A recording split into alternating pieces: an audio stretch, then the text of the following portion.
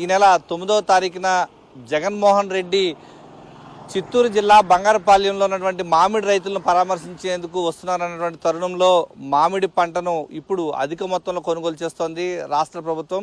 Juice factory యాజమాన్యాలపైన ఒత్తిడి తీసుకువస్తూ ఈ యొక్క రేట్లు ఏదైతే 8 రూపాయలకు కొనుగోలు చేస్తామంటూ చెప్తున్నప్పటికీ 6 రూపాయలకే రైతుల నుంచి దోచుకుంటున్నటువంటి పరిస్థితి కనిపిస్తోంది. పంట అమ్ముకోలేక గిట్టుబాటు ధర రాక రైతు తమ యొక్క మామిడికాయల్ని రోడ్లపైనే పక్కన పడేస్తూ ఈ యొక్క ప్రాంతంలో మనం చూడొచ్చు. బంగారుపాలెం వద్ద ఉన్నటువంటి మార్కెట్ యార్డుకు సమీపంలో ఈ యొక్క రేటు విషయంలో రైతు సంతృప్తి చెందకపోవడంతో రోడ్డు పక్కనే పడవేసి వెళ్తున్నటువంటి పరిస్థితి కనిపిస్తోంది. ప్రస్తుతం మనం చూడొచ్చు మండీ వ్యాపారులు ఓవైపు తక్కువ ధరకే కొనుగోలు చేస్తూ మామిడి రైతులు నిలువు దోపిడీ చేస్తుండడంతో ఓవైపు ఇబ్బందులు పడుతున్నాడు. ప్రస్తుతం ఈ యొక్క ప్రాంతంలో బంగారుపాలెం వద్ద మార్కెట్ యార్డుకు సమీపంలోనే మామిడికాయలను రోడ్డు పక్కన పారబోసి రైతు వెళ్ళిపోయినటువంటి పరిస్థితి కనిపిస్తోంది.